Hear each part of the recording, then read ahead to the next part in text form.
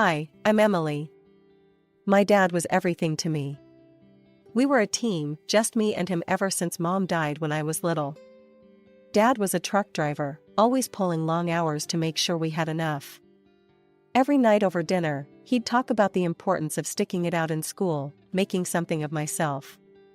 He managed to save just enough to get me started in college. It was at college during orientation week that I bumped into Mark.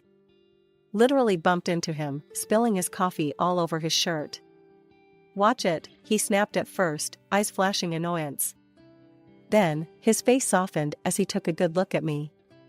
"Sorry, that was harsh. Let's start over. I'm Mark." "Emily," I mumbled, still mortified about the coffee. "Really sorry about the shirt." "It's just coffee. No harm done," he laughed, waving it off. "You here to study what, Emily?" "Financial analysis," I replied. He grinned, pointing to himself. "Same here. Looks like we're gonna be classmates." Mark was charming, with a quick smile and quicker wit. We hit it off instantly. Spending time with him felt easy, like slipping into a warm bath. Before long, we were thick as thieves, hanging out after classes, studying together, and grabbing late-night snacks at the 24-hour diner near campus. Then, just as I thought life was finally on my way up, it crashed. Dad died unexpectedly. Heart attack, out of the blue. The rug was pulled from under me, and down I went. There were no savings, nothing but the apartment we lived in. College funds? Gone. My world, my plans, all up in smoke. I was lost, but Mark stepped in. One evening, a few weeks after the funeral, he came over with a six-pack and a takeout box from our favorite Chinese place. We sat on the worn-out couch in my living room, surrounded by Dad's old books and pictures. "What about moving in together?" Mark said, his voice firm. "You know, cut down on expenses. We could make it work." I stared at the floor, not sure what to think.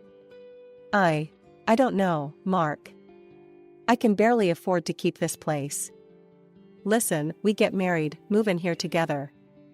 I'll keep studying, you work for now, and when I'm done, it's your turn. I'll support us then," he proposed, his eyes earnest. The idea sounded crazy, but there was a sincere ring to it. Maybe it was the grief fogging my brain, or maybe it was the desperate hope fluttering in my chest, but I nodded slowly. "Okay, let's do it. But promise me, when you graduate, it'll be my turn." "Promise," he said, reaching across to squeeze my hand. We got married 2 months later at a courthouse, with a couple of Mark's friends as witnesses. Dad's apartment became our home, our little island in the storm. My days blurred into nights as I shuffled between 2 jobs, just to keep our heads above water. By day, I was slinging coffee and plates at a bustling cafe, and by night, I sold pastries at a local bakery. Exhaustion became my constant companion, but quitting wasn't an option, not with Mark buried in his textbooks and our bills piling up. Mark's study schedule meant he was home a lot. You'd think that would make things easier, but it didn't. He had his finals coming up, and the stress turned him into a bear. The smallest thing set him off, especially if dinner wasn't ready when he expected it. One night, I came home later than usual, my arms aching and my feet swollen from the long shifts. The house was dark except for the flicker of the lamp over Mark's study table. I dropped my keys on the counter and winced at the noise. Almost instantly, Mark's head popped out from his books, his brows knitted in annoyance. "Where have you been?" "I've been waiting to eat. There's nothing ready?" His voice was sharp, each word like a jab. I sighed, leaning against the doorframe. "I'm sorry, Mark. The bakery was slammed today. I haven't even had a chance to take off my shoes yet." "Well, I'm starving. I can't study on an empty stomach, Em." His voice softened a bit, but the irritation was still there, hanging between us like a thick fog. "I'll fix something quick," I mumbled, pushing past the fatigue. I rummaged through the fridge, pulling together what little we had to whip up some scrambled eggs and toast. Not exactly gourmet, but it was the best I could do on short notice. It wasn't just the stress of our living situation weighing on me. There were also Mark's parents, Richard and Marianne. Both well-educated, well-spoken, and well-off, they never missed a chance to remind me that I didn't quite fit their idea of a suitable match for their son. Visiting them was an ordeal. Their old house was like a fortress of books and high culture. Each room overflowed with literature and artifacts from their travels around the world. The first time I stepped into their living room, Marianne had eyed my second-hand jeans and faded college sweater before offering a thin-lipped smile. "Emily, dear, have you read the latest by Jonathan Franzen?" "Oh, but of course, you've been too busy working your, how many jobs is it now?" Her tone was honeyed poison. Richard was no better. "It's a fascinating treatise on the socio-political landscape of contemporary America. But, let's discuss something simpler." His chuckle was a soft knife, and I felt my cheeks burn with humiliation. I tried to hold my own, to nod along, to throw in a comment here and there, but it was like shooting arrows in the dark. Eventually, I stopped trying. One evening, after a particularly grueling shift at the cafe, I mustered the courage to tell Mark how I felt. "Your parents, they don't think I'm good enough for you, do they?" I asked him as he clicked away on his laptop. Mark didn't look up. "Look, they're my parents. They have their ways, but they mean well." "You're overreacting." I knew then that arguing was pointless. He couldn't see it, wouldn't see it. So, I pulled back, retreating into my shell of work and solitude. Mark continued to visit his parents alone, often staying overnight. I wasn't invited, and I didn't ask to be. When Mark finally graduated and landed a decent job with a good salary, I felt a weight lift off my shoulders. Now it's my turn, right? I remember asking him one evening as we sat down for a rare quiet dinner. Mark had just started talking about his new role at the company, buzzing with excitement over the projects he was handling. "Yeah, about that," he said, his fork pausing midair. "Look, Em, things are tight right now. The job pays well, but we've got bills, debts. You know how it is." I nodded, biting back my disappointment. "I get that, but we talked about this, Mark. It's supposed to be my turn. I was thinking I could start with just a couple of classes. I'll keep working at the bakery to help out." He shook his head, a frown creasing his forehead. "Emily, be realistic. We need every penny we can get. Forget about college for now." The resentment that had been simmering inside me boiled over. "I supported you," I snapped. "I worked 2 jobs, Mark, so you could have this, so we could have this. And now you're telling me to forget my dreams?" He didn't look at me. "It's not like that, and you know it. Things change. We need to be practical." Practical. The word hung in the air between us, heavy and cold. But before I could argue further, life threw us another curveball. I found out I was pregnant. All thoughts of school were pushed to the back burner as we prepared for our new arrival. Lily came into our lives like a storm, fierce and beautiful. I threw myself into motherhood with all I had, but the strain on our marriage didn't ease. If anything, it grew worse. Mark was distant, often coming home late, and when he was around, he critiqued my parenting. "You need to push her more, Em," he'd say as he watched me play with Lily. "She needs to start learning early.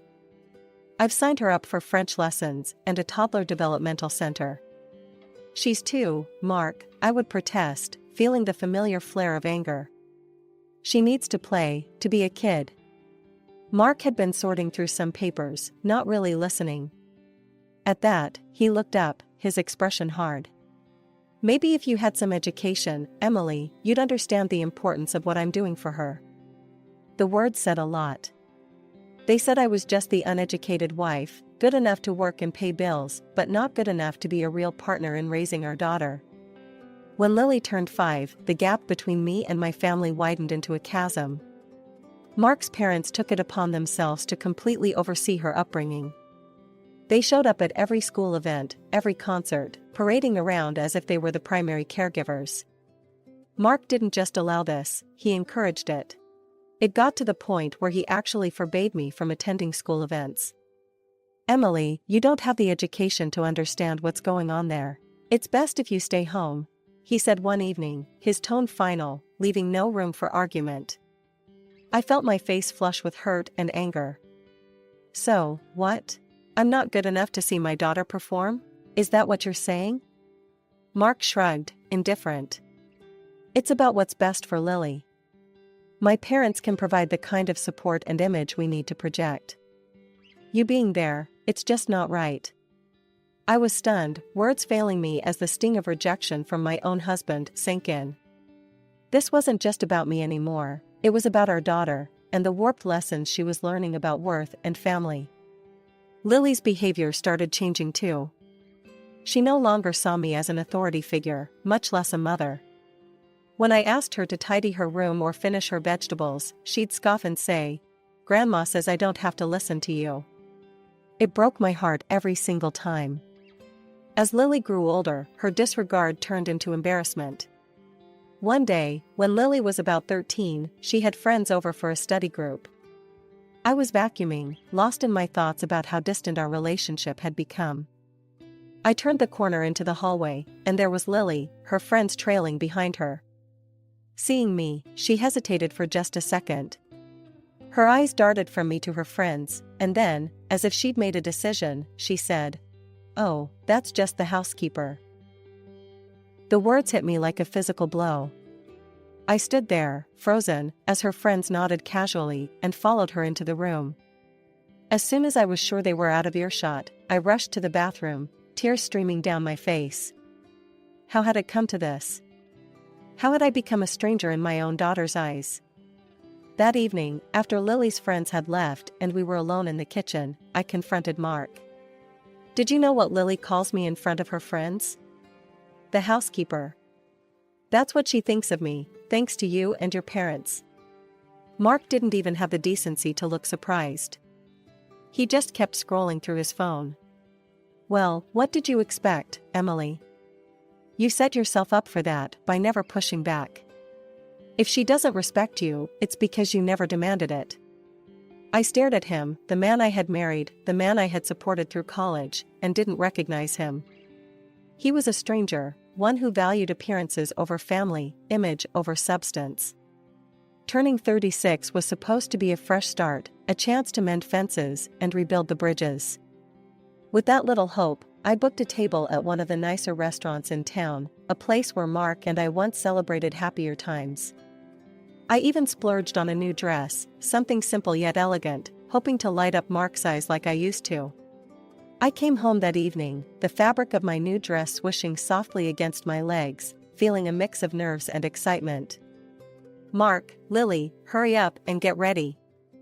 I booked us a table for my birthday. It's going to be special," I announced, trying to inject some cheer into my voice. Mark looked up from his laptop, his face blank, while Lily didn't even bother to pause her video game. "Go out with you? In that?" Mark snorted first, and then Lily joined in, her laughter sharp and mocking. "What's wrong?" I frowned, looking down at my dress. "You think you look good? You look like a scarecrow," Lily scoffed, her words slicing through me. "I'm not going anywhere with you. You'll just embarrass us." "Yeah, let's not pretend we're some happy family. You're just an ignorant loser, Emily. What were you thinking?" Mark's voice was cruel, devoid of any warmth. The room spun a little, their words hitting like physical blows.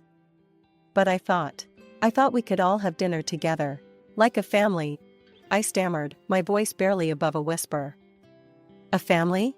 With you?" Mark laughed, cold and harsh. He thrust an envelope at me. Confused, I opened it slowly. It was a divorce application. "This is my final gift to you," he said, his tone final. I stood there, the paper shaking in my hands. This wasn't happening. It couldn't be. "We're moving out, Mom. To the nice part of town, with Dad." "There's no place for you there," Lily added, her voice echoing her father's disdain. "You can keep this old place." They packed their bags that night. I watched, numb and broken, as they hauled their belongings out of the apartment. Mark didn't look back, his steps never faltering. Lily followed him, her eyes avoiding mine, as if I were a stranger, not the mother who had cradled her, soothed her nightmares, and cheered for every little milestone. The door slammed shut, the sound echoing through the now empty apartment. I sank to the floor, my birthday dress crumpled beneath me, the divorce papers clutched in my fist. The tears came then, hot and unending, mourning not just the end of my marriage, but the loss of my daughter, my family, my whole world. The divorce was a brutal affair, stripped of any dignity or semblance of the love. When Mark sued for sole custody of Lily, claiming I was unfit due to my educational status and financial instability, the courtroom felt colder than any place I had ever been. Sitting there, the harsh lights of the courtroom felt like a spotlight, illuminating every failure I ever thought I had hidden. My in-laws were there, right beside Mark, united in their disdain for me. Richard, with his sharp suit and sharper tongue, didn't miss a chance to emphasize my inadequacies. She simply lacks the capabilities to provide Lily with the environment she needs, Richard testified, his voice smooth and confident. Her lack of education and refinement, quite frankly, it's not up to the standard a child like Lily deserves. Marianne nodded along, her agreement silent but palpable in the tight press of her lips.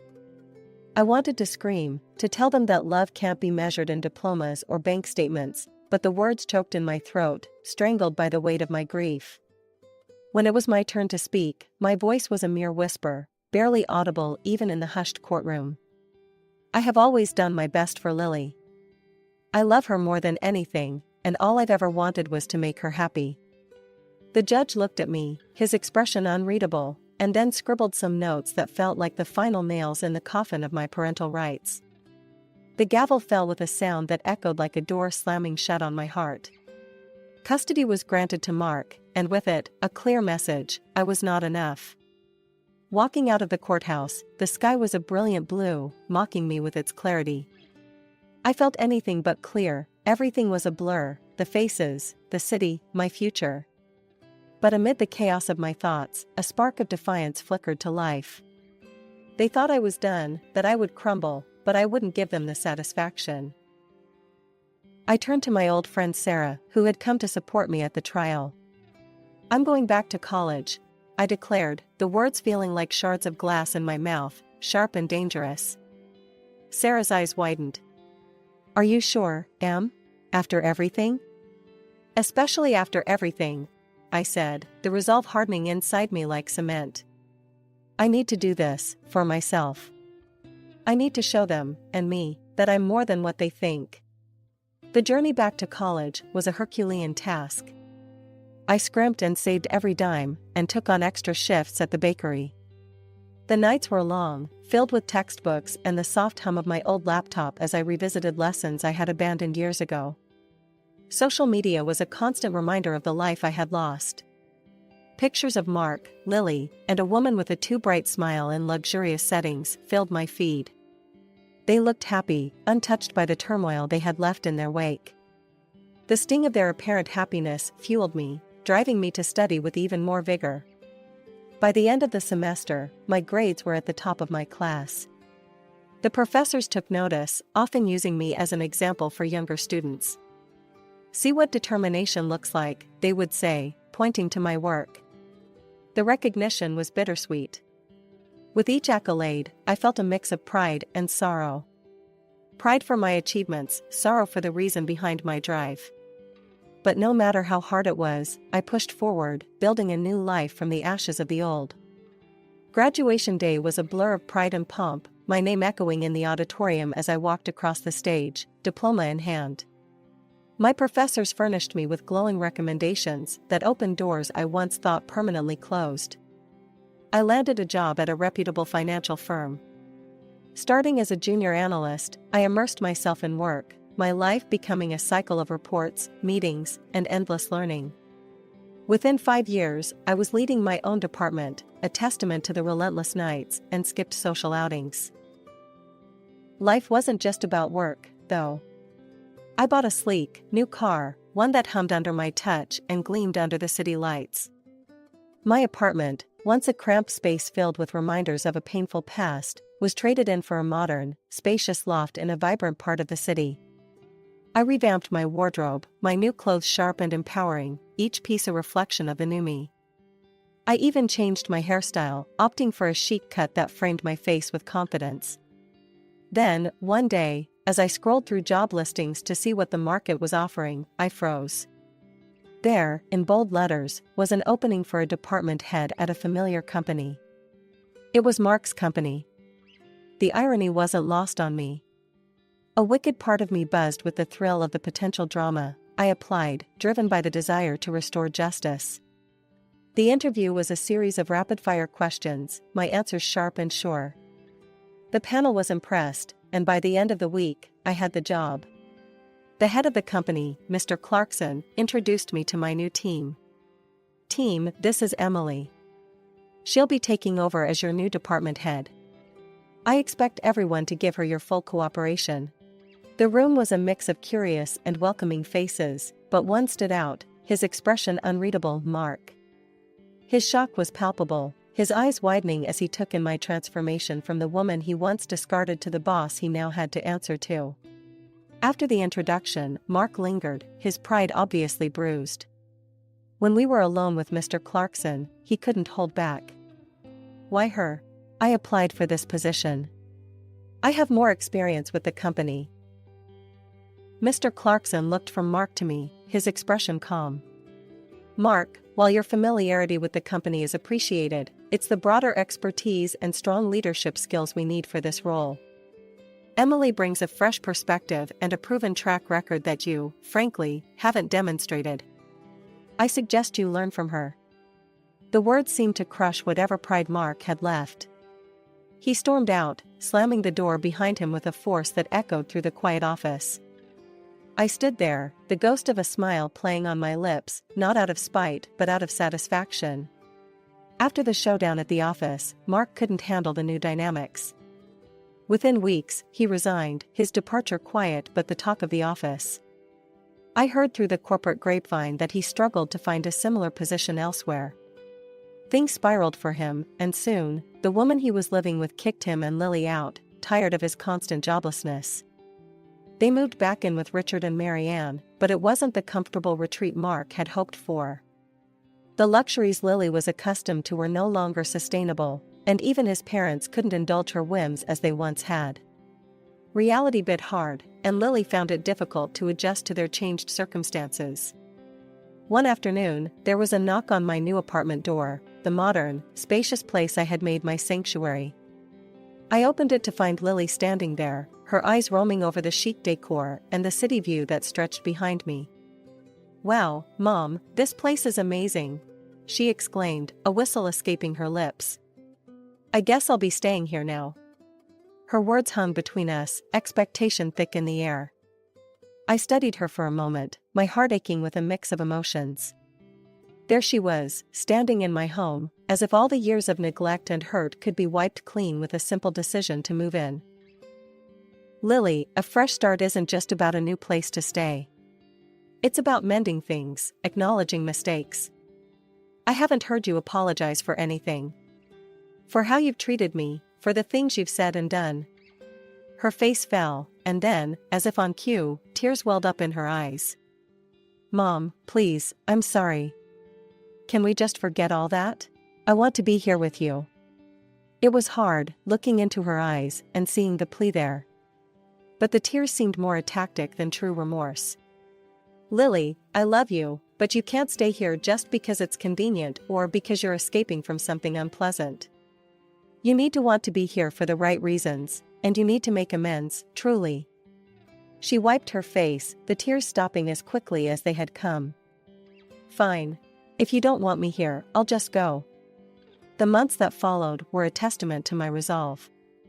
I heard from Sarah that Mark had started drinking, unable to cope with his bruised ego and the life he had dismantled by his own hands.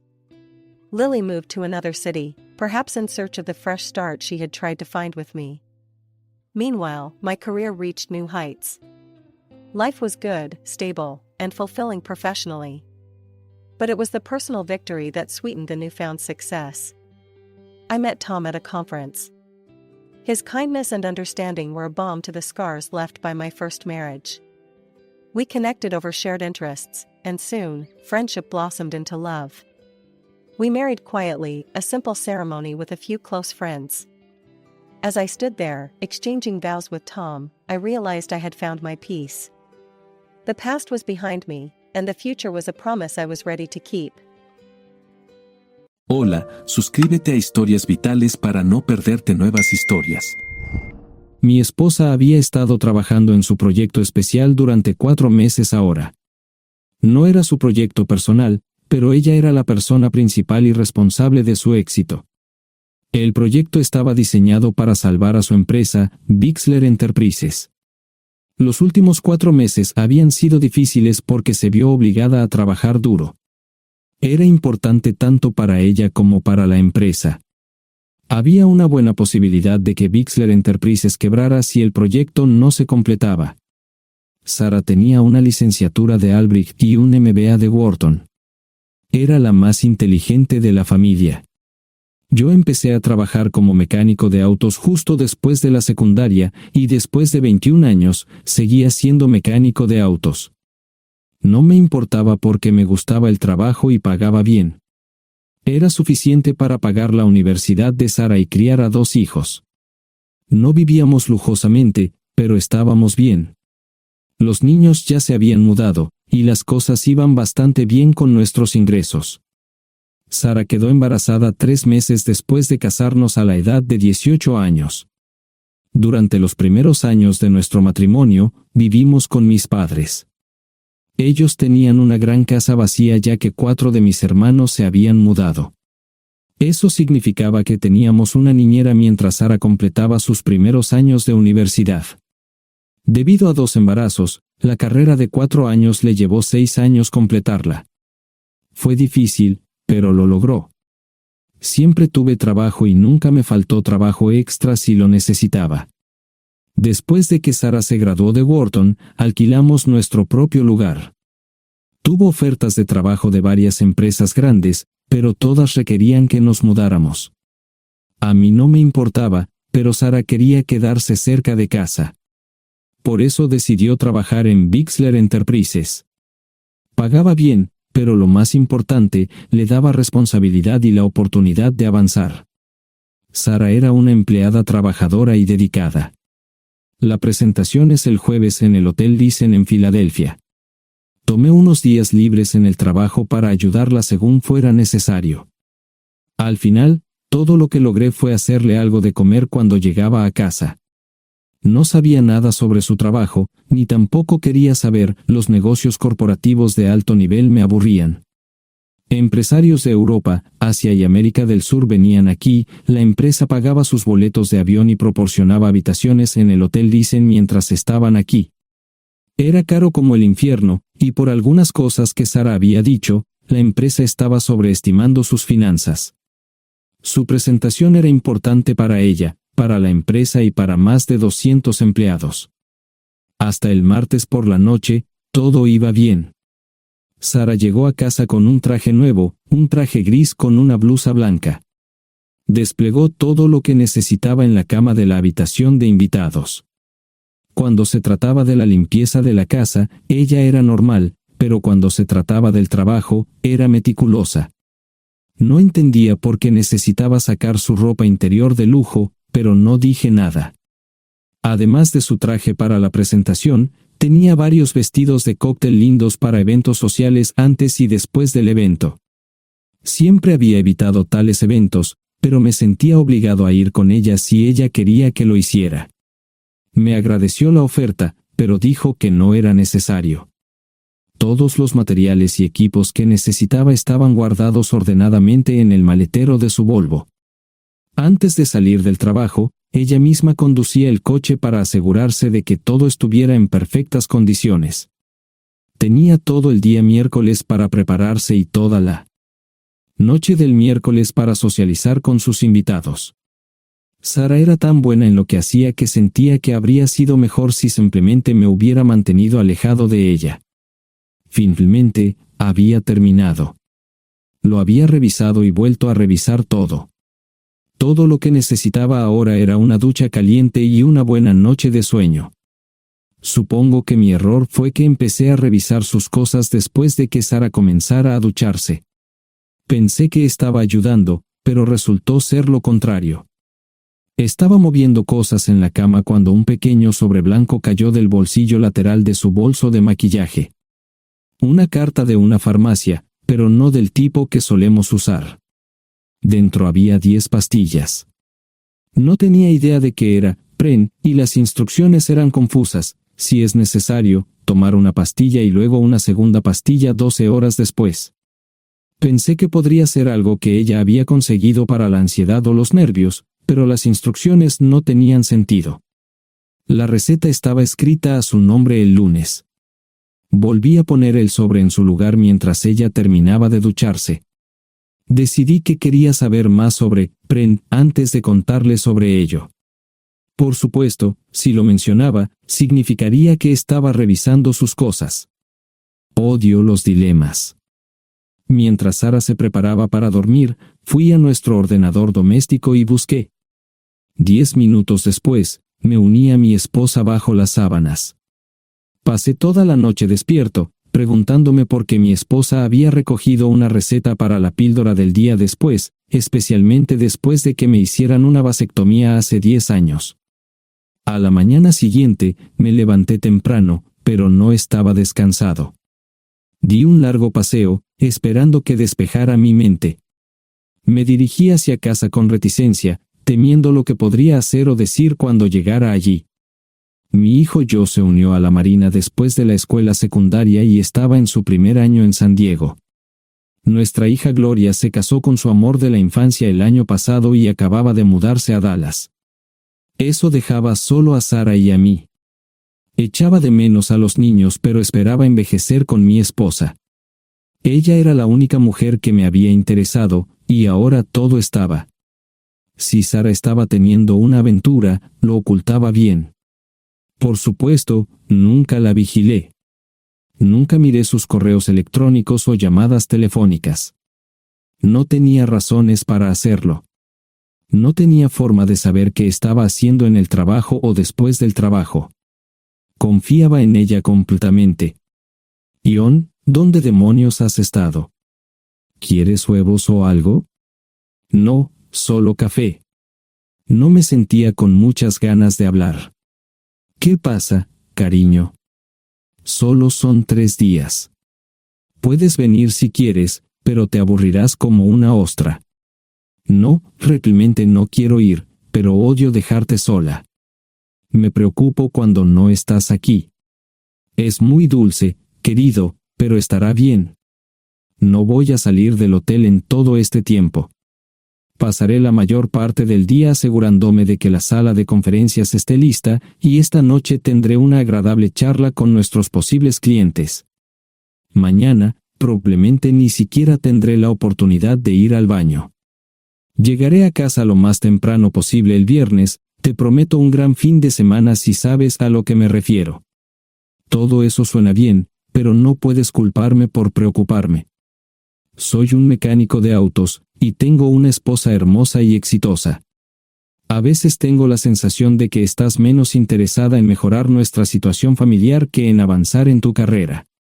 Detente, maldita sea, Ion. Siempre he respetado lo que haces para ganarte la vida y nunca he insinuado lo contrario. Criaste a 2 grandes niños y me pusiste a través de la universidad.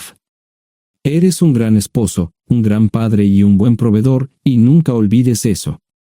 Terminé mi café mientras ella recogía la mesa. ¿Quieres que te llame? No, no es una buena idea. Tendré el móvil apagado, y voy a apagar el teléfono de la habitación por la noche para poder dormir. Te llamaré siempre que pueda.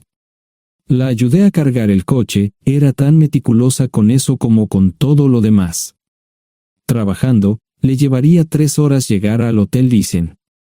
Me quedé en el porche y la vi marcharse.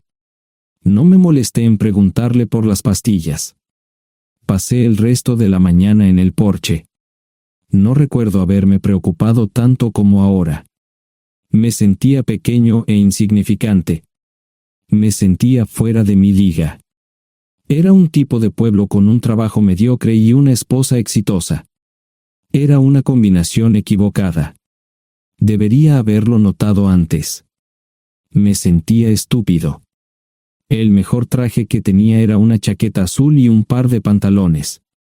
Al menos tenía algunas corbatas, aunque tenían 10 años de antigüedad.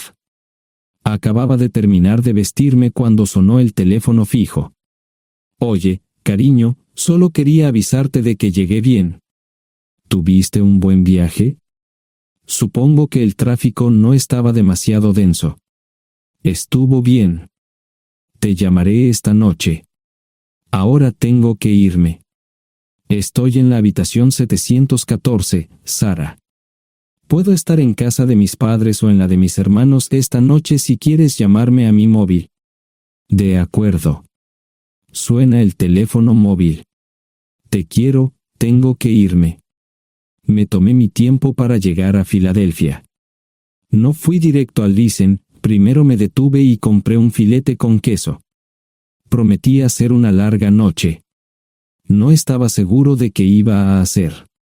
Estacioné en el garaje del hotel y simplemente esperé. Tarde o temprano, tenía que entrar en el hotel. Simplemente no podía decidir cuándo hacerlo. El sonido de mi teléfono celular me ayudó a tomar mi decisión. Ion, solo quería avisarte de que todo se ha arreglado.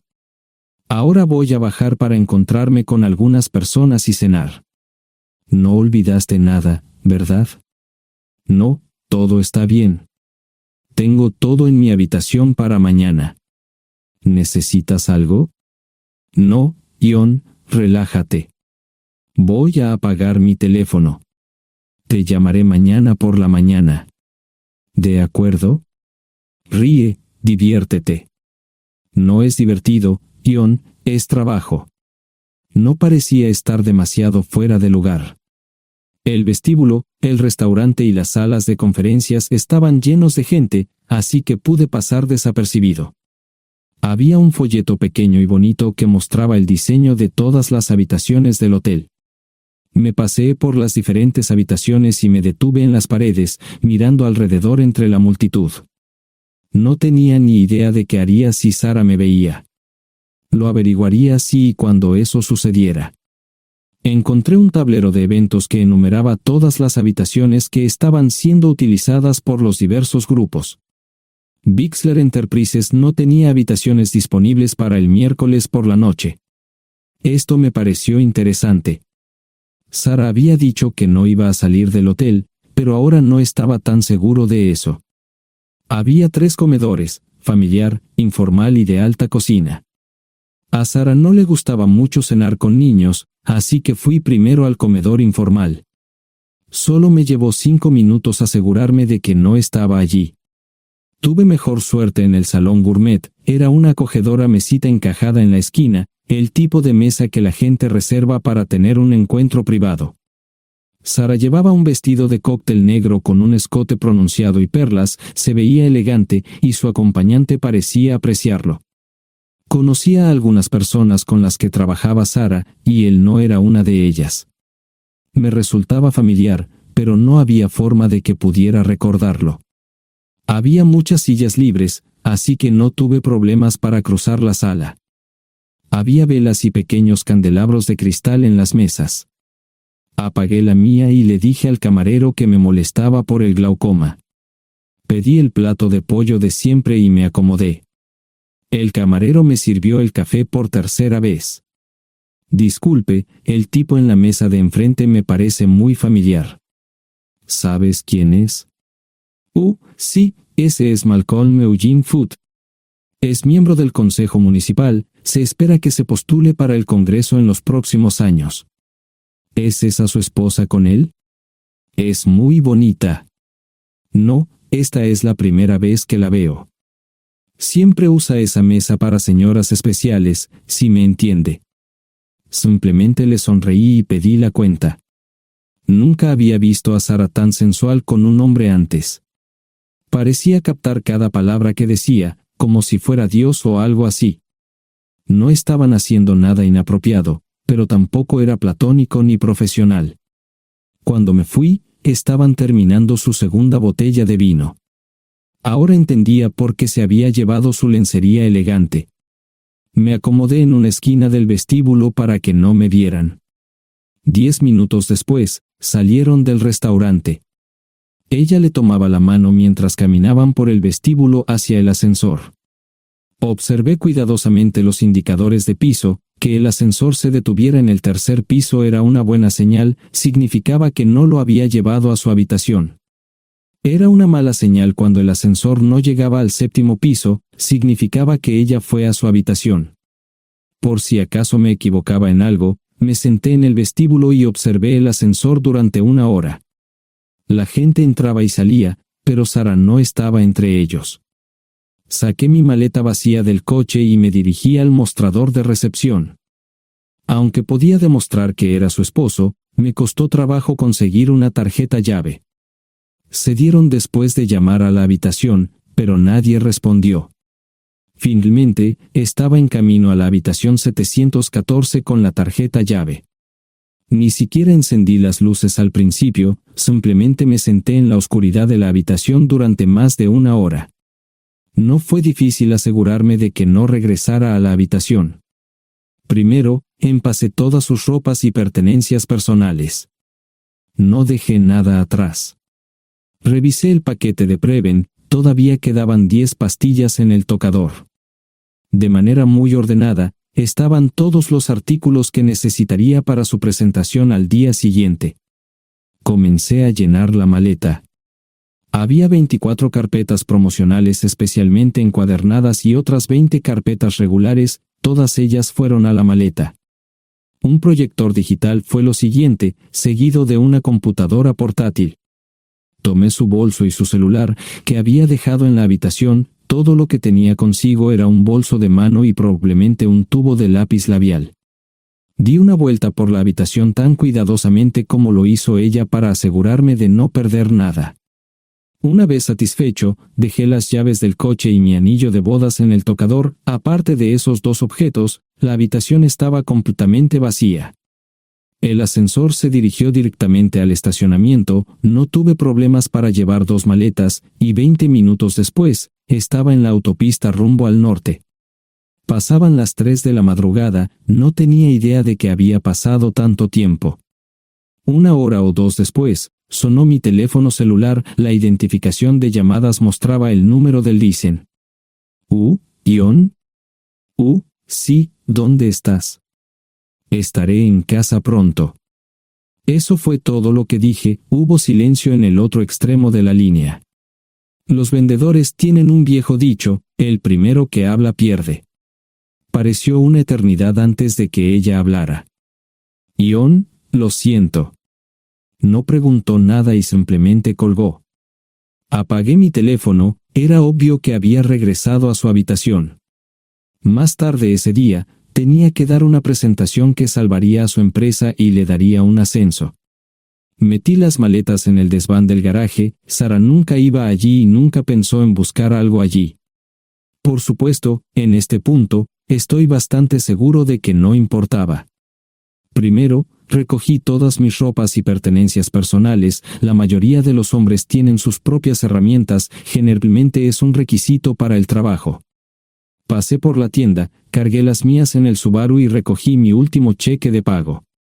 Para entonces, los bancos ya estaban abiertos, no tuve que hacer ninguna manipulación financiera complicada. Simplemente retiré todo el dinero de mis cuentas. Almorcé en Hagerstown, Maryland. Tenía suficiente dinero para vivir durante unos años, pero sabía que estaría buscando trabajo muy pronto. Sara y yo éramos parecidos en eso de que a ambos nos encantaba trabajar. La voy a extrañar. Pasé un par de horas en las cuevas del Uray y alquilé una habitación cerca de Whitewell. No tenía idea de qué iba a hacer. Era sábado, y me encontré sentado en el acuario de Chattanooga, observando la naturaleza que nunca había visto antes. Pasé unas horas simplemente relajándome y decidí que era un buen lugar para estar. Compré un pase anual para el acuario y, para la hora de la cena, tenía un lugar donde quedarme. Era un remolque móvil en el parque, pero estaba amueblado y era económico. No necesitaba mucho. La primera cosa que haría el lunes por la mañana sería conseguir un trabajo. Un buen hombre de mantenimiento siempre puede conseguir un trabajo, especialmente si está dispuesto a trabajar duro. Podría permanecer discreto hasta que fuera el momento de renovar mi licencia de conducir o las etiquetas del coche, me preocuparé por eso cuando llegue el momento. El domingo por la tarde, llamé a Gloria. Me sentí obligado a informarle sobre lo que estaba sucediendo, pero Sara ya se lo había contado. Fue bastante franca con Gloria sobre lo que había pasado, dijo que había engañado, que la sorprendí, que me fui y que ella perdió su trabajo. Me sentí mal porque ella perdió su trabajo, pero ese era el precio que tenía que pagar. Le pedí a Gloria que le dijera a Josh lo que estaba sucediendo la próxima vez que hablara con él. También le dije que la llamaría aproximadamente una vez al mes para verificar cómo iban las cosas. No le dije dónde estaba. Para el mediodía del día siguiente, tenía un trabajo. En realidad, estaba a poca distancia del parque de remolques, con el Waffle House a mitad de camino.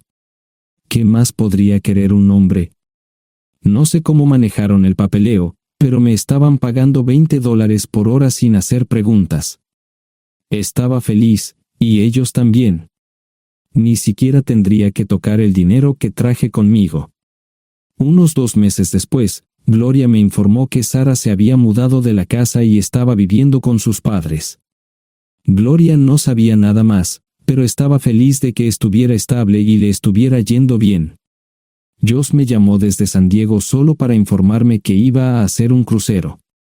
Era técnico en aviónica en un portaaviones, intentó explicar qué hacía exactamente, pero estaba más allá de mi comprensión. Nunca supe mucho sobre cosas técnicas. Ambos tuvieron cuidado de no decir nada malo sobre su madre, aprecié eso.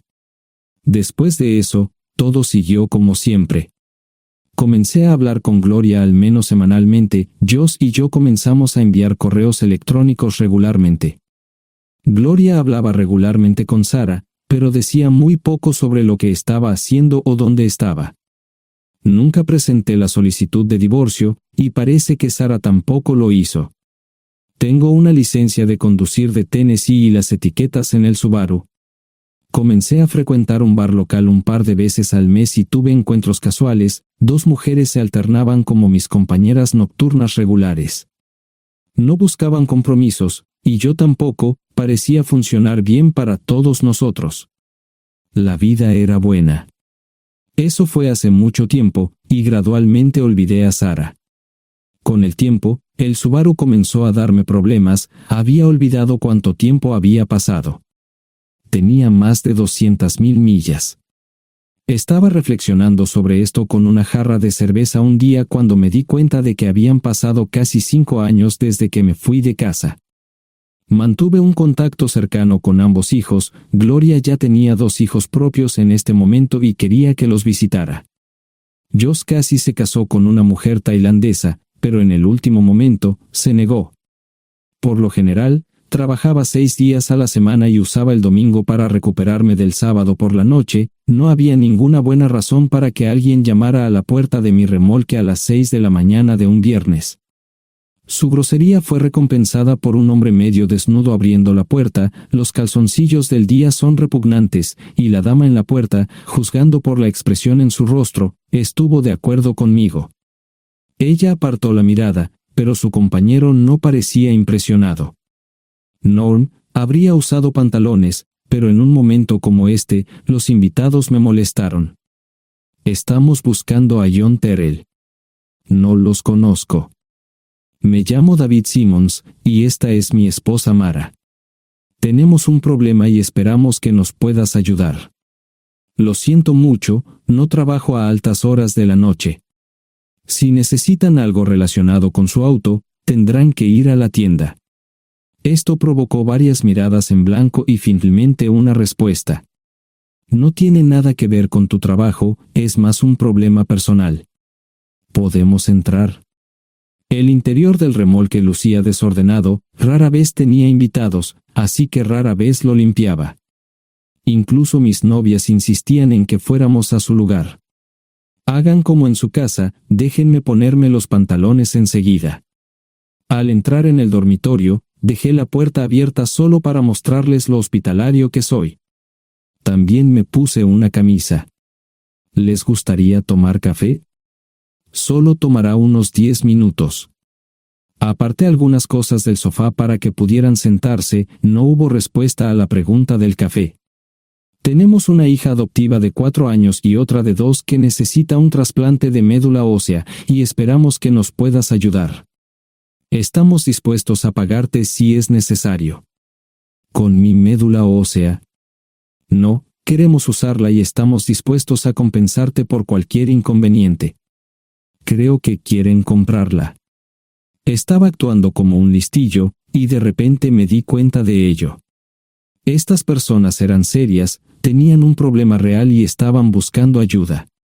Lo siento mucho, no quise interrumpir. Por favor, continúen. Nuestra mejor oportunidad de encontrar un donante es un familiar cercano.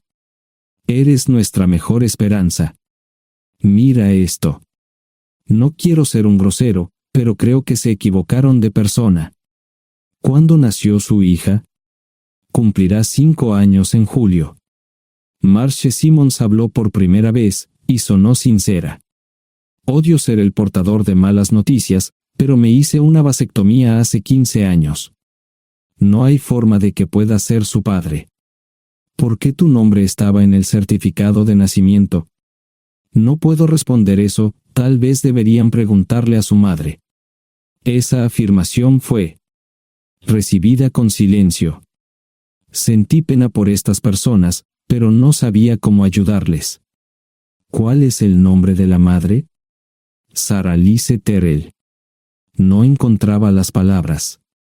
Tal vez no debería haber tomado esas malditas pastillas de ella, por supuesto, entonces esas personas no tendrían una hija en absoluto. Todo lo que pensaba que había superado el dolor, y aquí está de nuevo, viejos recuerdos de mi esposa teniendo relaciones sexuales con ese maldito político de Filadelfia. Estaba empezando a olvidarlo todo, y ahora estaba de vuelta. Maldita sea. Ahora entiendo y pido disculpas por mi grosería e insensibilidad. Haré todo lo que esté en mi poder para ayudarles. En primer lugar, porque no puede Sara hacerse un trasplante de médula ósea. Médicamente, no puede. ¿Por qué no? Es madre, tiene que ser una donante adecuada. Oh, ella es una donante adecuada, pero está demasiado enferma. Los médicos se negaron siquiera a considerar utilizarla. ¿Enferma de qué? Está muriendo de insuficiencia hepática. Le quedan menos de 6 meses de vida. Esto no tiene sentido. Siempre ha estado perfectamente sana. Además, no creo que un hígado enfermo le impida donar médula ósea. El hospital no aceptará su firma en el formulario de consentimiento. ¿Estás diciendo que hay algo mal en su cabeza? Ambos me miraron en silencio, sabían la respuesta, pero no querían decirlo. En ese momento, no quería que se sintieran aún más incómodos. Hace 10 minutos, no me importaban, pero ahora sentía que tenía que protegerlos y ayudarlos. ¿Cómo sucedió esto? ¿Podría alguno de mis hijos ayudar? Quizás, pero pensamos que eras nuestra mejor esperanza. ¿Por qué no van tras su padre, su verdadero padre? Pensamos que eras tú. No tenemos ni idea de quién más podría ser. Sara no nos dijo nada sobre otro posible padre. De hecho, ella no estaba en condiciones de explicar nada, agregó Mara. Obtuvimos la mayoría de nuestra información de la agencia de adopción. Tuve que preparar café y hacer pis, permítanme un momento. Dejé a mis invitados sentados mientras preparaba el café. Solo tomó unos minutos. Mientras se preparaba, fui al baño, algo que necesitaba hacer urgentemente.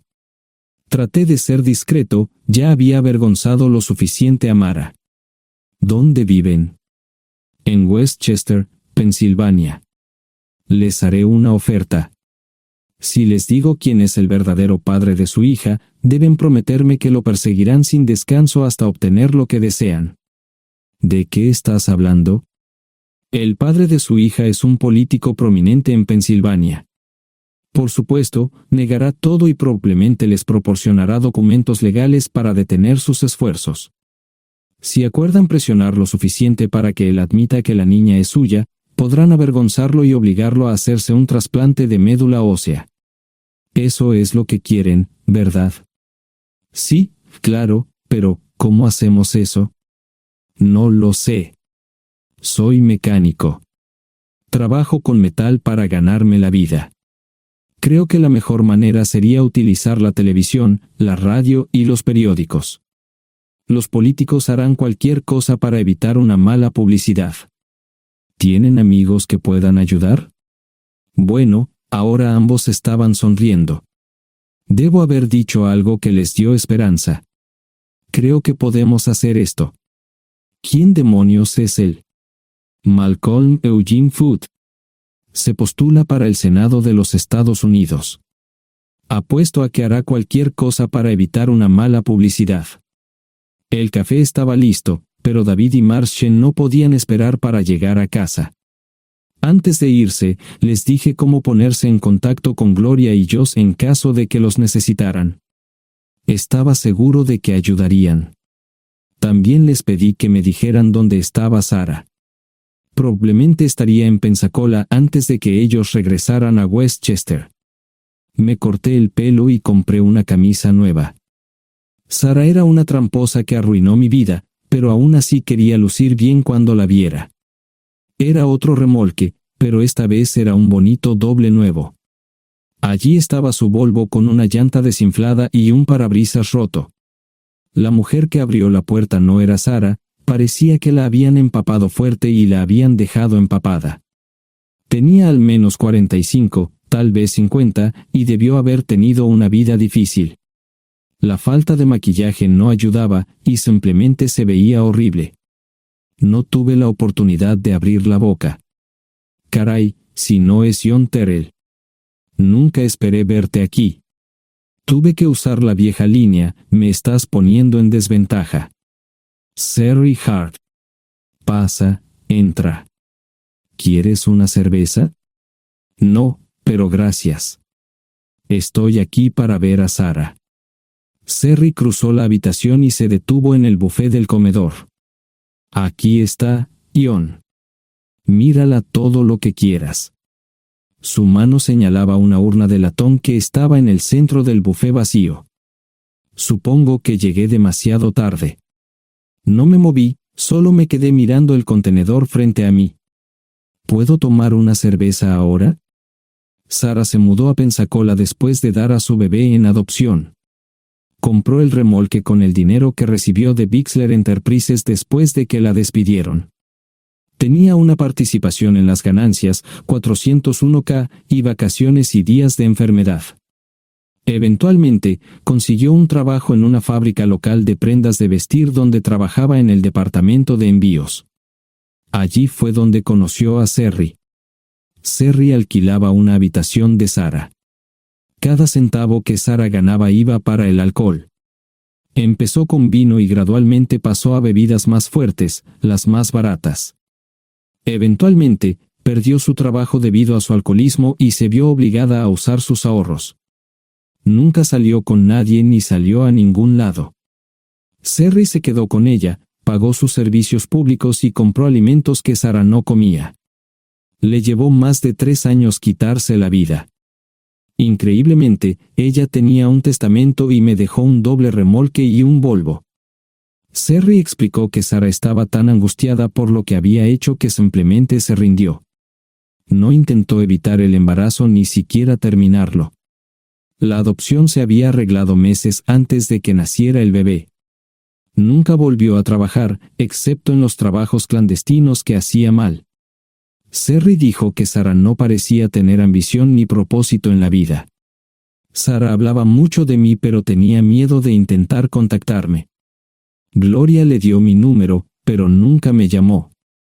Era como si su aventura de una noche la hubiera lastimado más a ella que a mí.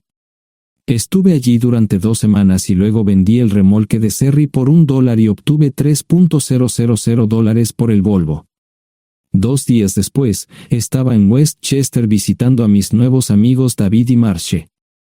Malcolm Eugene Foote resistió al principio, pero David y Marche lo presionaron hasta que cedió. Insistió en pruebas de ADN, que demostraron que era el padre. Para salvar la cara, más o menos lo obligaron a someterse a un trasplante de médula ósea, que fue exitoso. La carrera política y la vida familiar de Malcolm no dejaron una impresión favorable.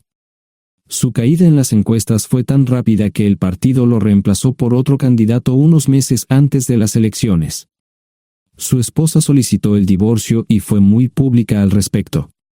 Sara y yo estamos viajando ahora a Dallas para ver a Gloria y a mis nietos.